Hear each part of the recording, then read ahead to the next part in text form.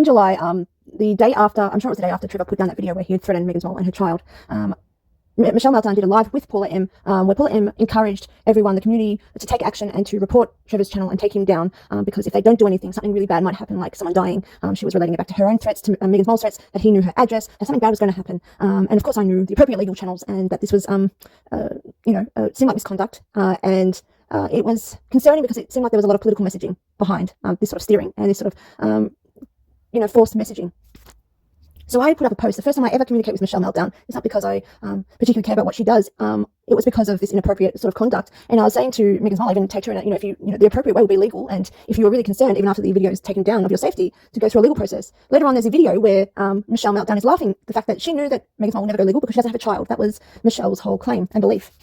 So the next day after that live, after I've made that comment, or the day after or whenever, when I've made that comment and asked them to, this is a bit of a concern, I hope you seek it through the right avenues. This is when, with OIMB, Michelle Meltdown commences targeting my channel. And she goes through the whole post, mocks me and mocks the whole, like it's delusional, like it's crazy, like I've gone through ChatGPT to make these comments because anyone with a brain has to use ChatGPT, right? And Denise is there at the time as one of her supporters. So the whole mediating truth thing was a bit hypocritical later down the track.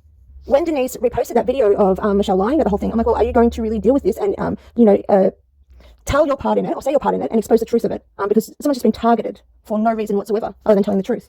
And Denise acted confused and tried to invite me onto a live. And I said, it's a simple question, like, are you going to do something? Are you going to, can you just discuss with me? And she acted confused and she invited me to a live, and I declined. I said, I don't trust the situation whatsoever. It could be a complete blindsiding, and, something could happen where I can't control what will happen.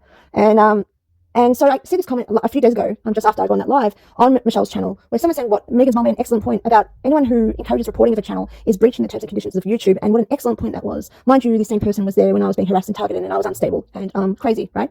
And that then deserved, a long time of just targeted harassment on Michelle Meltdown's channel for no reason whatsoever other than her covering up a fabrication.